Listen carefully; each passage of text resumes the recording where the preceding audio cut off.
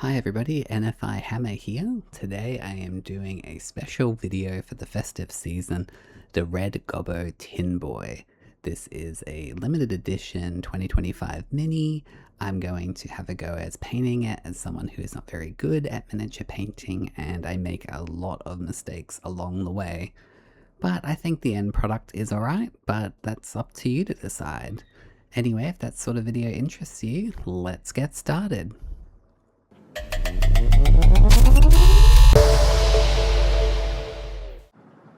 As some of you may have noticed, I have taken a bit of a break from miniature painting and YouTube videos, but my wife has got me an early Christmas present, which is the Red Gobbo Tin Boy, and it's now turning into sort of a festive Christmas tradition where I will paint one of these each year, and you can see in the background is the one that she got me last year, and I had a lot of fun painting that. I'd never really painted any orcs or anything before, and it was a really interesting challenge, especially with the snow. This year it comes in a similar package and has a little manual that tells you how to assemble the model. Yeah, but pretty standard, good quality Games Workshop mini. The building and assembling part was pretty straightforward. I think because each part really makes a lot of sense just by itself. You really don't need the instructions. I was trying something a little bit different this time and just cutting them out one by one and then putting them in an order. So, 1, 2, 3, 4, 5. And that way I can clean each part up individually with all the mold lines and making sure the parts are all cleaned up before assembling. I do always struggle with clearing out the mold lines. I think my ADHD or something just kind of prevents me from spending a lot of time and energy cleaning them all up, but I really wanted this model to come together and look the best that it could possibly look. So I'm going to take my time and clean it up one by one before I do any gluing. As I mentioned, it's been a little while since I've done a video. My life circumstances have been going through a bit of a turmoil at the moment, and I just really haven't had any time or really the mental headspace to do any painting. And, it is something that I really enjoy and really relaxes me. And really this hobby helped me get through a really difficult time of my life when it was very stressful and overwhelming. So I've kind of had to go back to basics and try and how to relearn how to enjoy this hobby, but coming from a sustainable, less stressed environment. So as I said before, I put all the pieces in order from 1 to 24 or whatever it is. And then once I'd cleaned up each part, it was pretty simple to just glue them all together and follow the instructions. This is something that I usually kind of rush over, but I was just trying to take my time and enjoy it.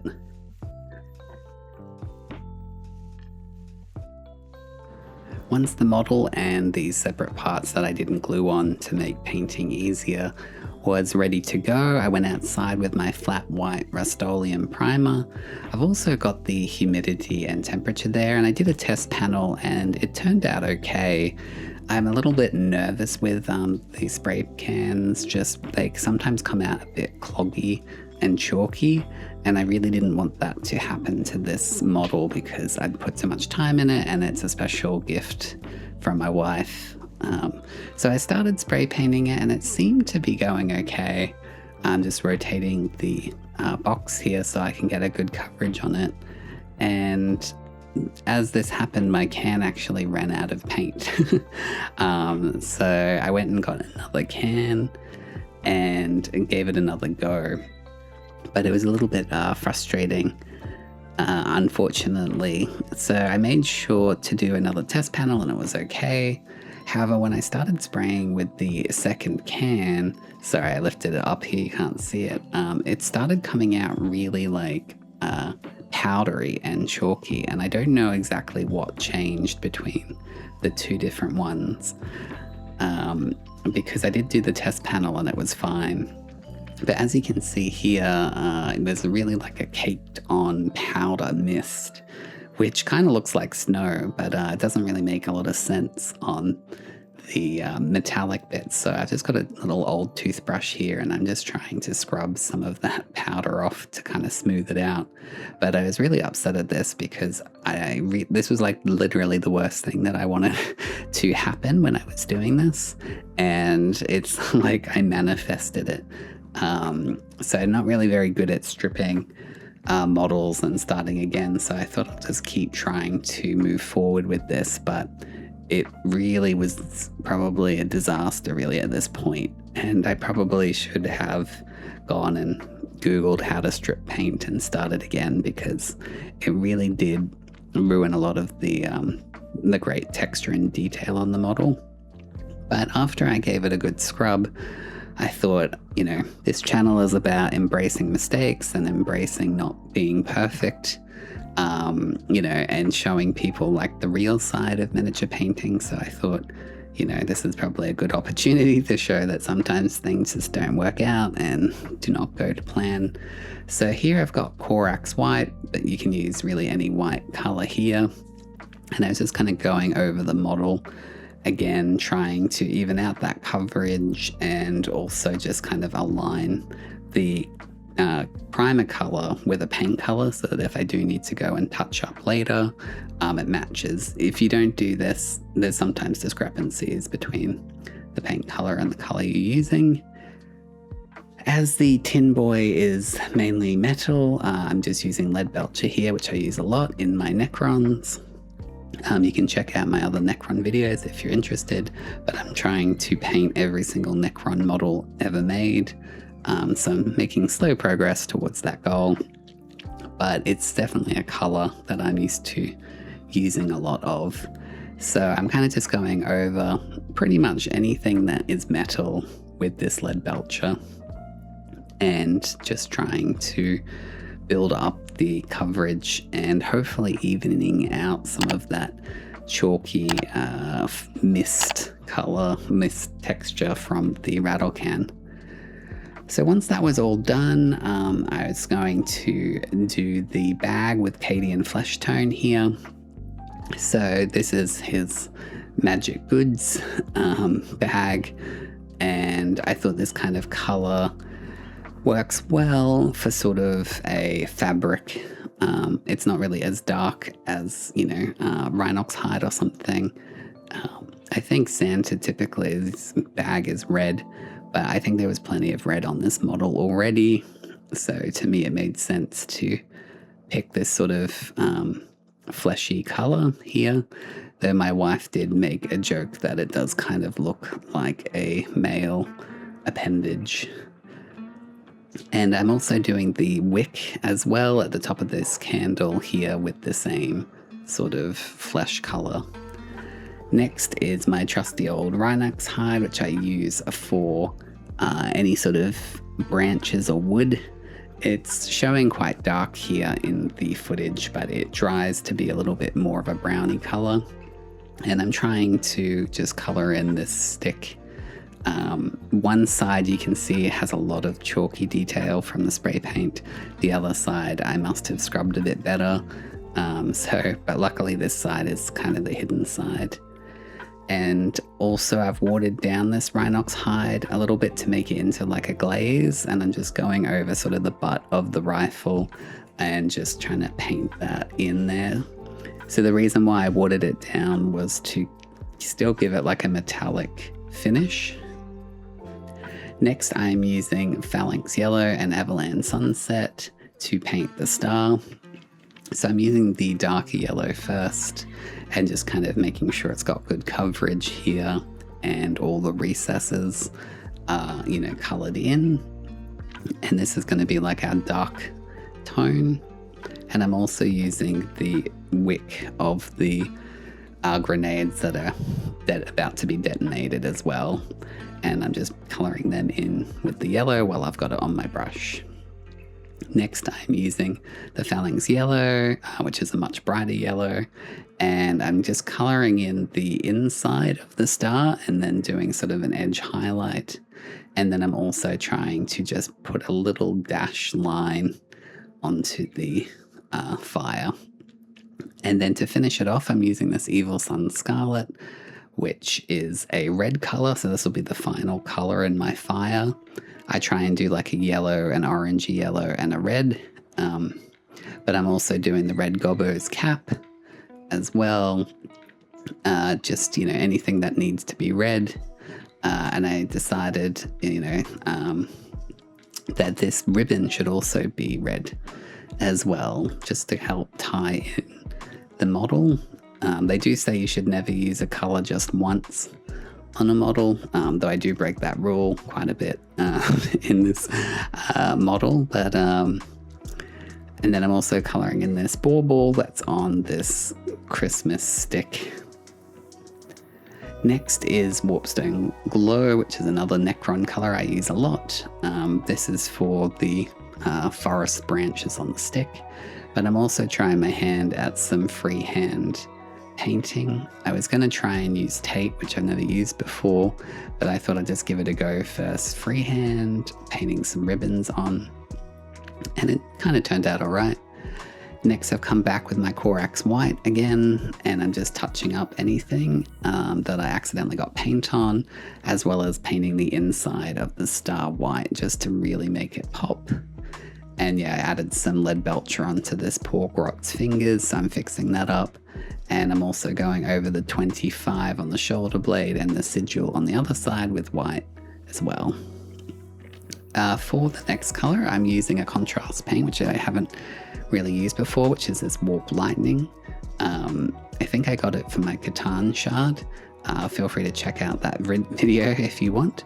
But I'm using it here to kind of paint in these orcs' skin texture. The Grot was a little bit darker. This one I watered down a tiny smidge, which came across a bit lighter. But I was actually quite happy with this. I do really struggle a lot with contrast paint, so it's definitely an area that I'm trying to improve in. I'm just making sure to try and not get any on the candle and just keep it on the hand here. Finally, the hidden Grot in the Santa bag needs his shirt colored in. So I'm going with this blue contrast paint. I just thought that kind of matches my original one that I did last year. He was wearing a blue shirt just to try and keep it consistent. But obviously, you know, you can go whatever color you want. But I thought the blue and the green kind of contrast quite well together. I was just trying here to be very careful and not get any on the skin, because with the contrast paint you kind of have to paint it back to white and then repaint it, so it's a bit of a pain when you make mistakes. It's just something that I'm trying to get used to using. Next is another common Necron color, the Retributor Armour. This is just a gold color that I like to use, and so I'm trying to paint the shoulder blade pauldron things gold, as well as they've got like little army arrow things as well, and he's also got like a bangle on his hands and feet. And I'm just, you know, painting these areas to look gold, just to kind of give it some visual interest. Otherwise it's all kind of the same color. But I made a really bad job there with the 25. I ended up going over a lot of that white paint with my gold, so I'm gonna have to come back later and try and fix it up. And then also sort of this communist star on his forehead, you know, I've got to paint that gold as well. And then Runelord Brass is my go-to bronze color, so I'm painting the sigil on this head figure thing that I'll talk about later, but it really confused me for a long time. And then I sort of just go through the model and pick out any sort of detail that's not part of the core body and paint this, the Runelord Brass. If I could go back in time and tell myself I would not do it this way, you'll see later in the video, this is a big mistake that I've made. I think the bronze on the feet and stuff is fine, but yeah, doing the bronze on the central core element that I'm doing now was just, yeah, a colossal waste of time and waste of paint and energy. but we'll get to that later. Next is the Ork Flesh, which is another contrast paint, and I'm painting these on his 2 legs sections, or thighs, I guess, if robots have thighs. And I'm doing this to sort of give this part of the model a bit of color.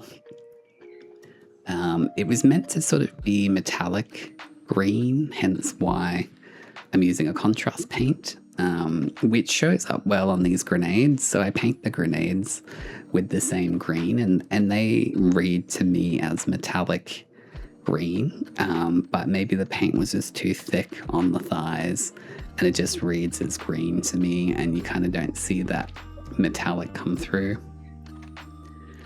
Now I'm using Doomfire Magenta, so this is a sort of a purpley red color, and I'm painting the actual Tin Boy's body with this. So rather than just leaving it silver, which is very boring and not very festive, I'm going to go and try and give it some holiday cheer.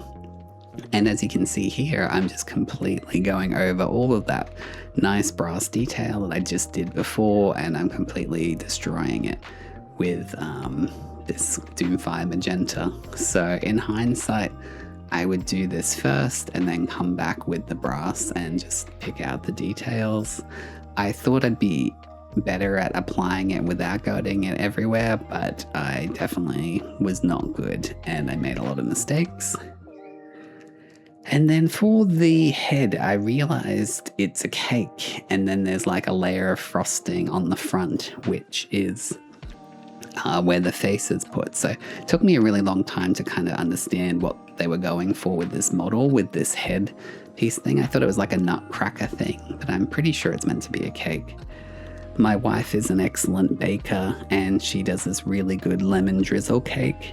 So I thought I'd try and inspire that into this. So I'm painting the actual core of the cake this dark brown or light brown color, because I think it kind of reads to me as baked cake.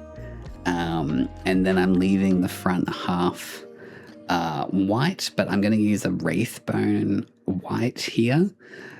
Because there's a lot of white already on the model, and the Wraithbone, even though it's meant to be a bone color with the name, to me it kind of can read as a bit of a creamy color. So I thought hopefully by going over the cream front section with the frosting with the Wraithbone, it will help read more like a cake, and it helps separate it from all the other white on the model.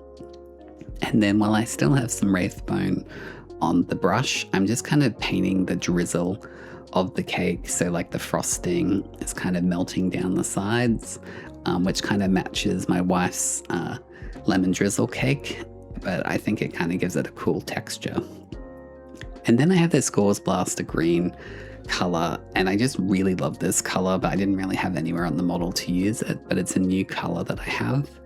And the gun has sort of 2 like light bulbs sticking out of it, like Christmas lights, and so I thought I could maybe use this blaster green on these lights to kind of make them look like they're glowing, because this color is so like bright. I thought it might read that way. And then this is another new color I got, Incubi Darkness, which I really like this color. So I'm just painting the sort of electrical cords that plug into those lights with that color. But honestly, I think probably just using black or something would have worked just as well. But I just like these colors, and I haven't had an opportunity to use them because it's been about 5 months since I've done my last video. So I was just kind of itching for an excuse, but I was just trying very hard not to go over the gold with this, grey color. But the model started to really come together now that most of the elements have been painted. So I did notice that I'd accidentally got some paint on the Red Gobbo's face. So I'm using some Moot Green here rather than like starting from scratch. which I was worried that the color wouldn't match. And I've also noticed with contrast paint that sometimes like at the ends of the model, there's no paint, it just ends up being white. But it actually ends up looking pretty good. I think it gives the skin a lot more variation, which actually reads as more real and organic than it all being the same tone. So I ended up putting some on his nose here that had that same contrast effect where the tips had no paint. If you know why that is, please leave a comment down in the comments below, because I'd love to know how to get better at using contrast paint for these sort of detailed areas. And here's the only non-Citadel paint that I'm using, which is the Mr. Hobby Metallic Blue Green. And I'm just using it here for the, I don't know, I was going to say periscope. I don't know if that's the right word I'm remembering from school. But this little, looking glass that's coming out of this cake structure. I just really like the color of this. I think it looks really cool as like sort of a glass color. I'm using a really bad brush here because this paint destroys paintbrushes very easily, so I've just gotten the worst paintbrush I could find, but applying it to this bauble on the ground ended up being like 10 times harder than it should have been. And then I've tried my hardest not to drink any of this Nuln oil, but it's very delicious. But I've got some here that I haven't drunk, and I'm just applying this over the model to basically let the dark shade fall into the recesses, and that way it helps create shadows and detail in the model. So I also put it over the burning fuses to make the white look more like a smoke. And I'm putting a lot on here on the weapon because there's two separate barrels, but it was kind of hard to see the distinction between the two. Same as like these two arrows on the armband. I wanted the shade to kind of go into those recesses to make it look more distinct. And then once I'd gone over all the Leadbelcher with Nuln oil, I got my Agrax Earth shade here, and I was going over this sack to kind of give it a bit of depth and texture. And then I go over all the gold areas, including the like white sigils and all the copper areas with the Agrax Earth shade. And this kind of just helps make it look less plasticky, and again, just kind of gives it a bit of depth to the model. But I kind of went a bit too far, and the model ended up being quite dark. So here I've just got the Retributor Armour gold, and I've gone over and edged highlighted it, and then I've repeated that with Leadbelcher for the silver areas, just kind of picking out little details to make it pop. And then finally we're finishing up now, so we've got the base that I need to paint black. I'm using a Baden black, but my bottle is basically empty. So I added some water, but I added way too much water. So it ended up being like this black liquid. So I definitely went overboard with the water here. And then I realized as well, I forgot that the Red Gobbo's goggles should also be blue. So I've got that metallic blue-green from Mr. Hobby. And I'm just trying very delicately not to stuff everything up at this stage, just trying to apply some of that blue to those goggles to make it look like they've got glass lenses in them. And then finally the snow on the base looked a bit boring and white. So I've got some Macragge Blue, I can never pronounce it, and I've really watered it down, but this was still too blue after being watered down. So I actually came back later and kind of diluted this a bit further. But really you just want like the smallest trace element of blue that you can manage, just to give the snow kind of that really cold, frosty look. If you leave it just white, I find that it just kind of doesn't give you that cold feeling that you kind of want to invoke. And then you might remember there was a couple of pieces that I didn't attach to the model. I've just kind of painted them separately, but that let me get to the rest of the model a little bit easier. Instead of using plastic glue, I'm just using super glue here, just because I find it's a bit easier to attach at this stage. But the model is really coming together. It's really happy at this stage. When I was gluing these on, I kind of glued them at a bit of an exaggerated angle because I felt like it gave the model a bit of movement here where, you know, his flaps are flapping as he's marching in the snow. And then this little turnkey sort of thing to wind him up, I just glued it into the slot in the back. And this is the finished product. So even though I had many disasters, especially the spray paint, here you can see, especially on that 25, is a bit distorted. And then also, you know, having to go over the brass details a couple of times, I was really happy with the finished product and getting it done before Christmas. I really like this model. You know, I feel like there's a lot of detail and a lot of different textures. I like the fact that he has his friend hiding in the sack and that you can pull it apart and you can find that hidden grot in there. I thought that was a really cool touch. Yeah, I definitely think Games Workshop are definitely improving each year with these models. And yeah, thank you for watching. I definitely owe a lot to this hobby and it has really helped me a lot, but I've just needed to take some time to try and find a way of getting into this hobby that I'm not using it as a, you know, life raft for the stresses in my life, and that I can just incorporate it as a day-to-day thing that I enjoy. Here's a video of last year's the Red Gobbo as well. So you can see they're both kind of similar, but I could get a really interesting diorama going here for the festive season. Anyway, if you enjoyed this video, I'd really appreciate a like, a comment, or a subscribe. It helps out the YouTube algorithm and recommends it to more folks.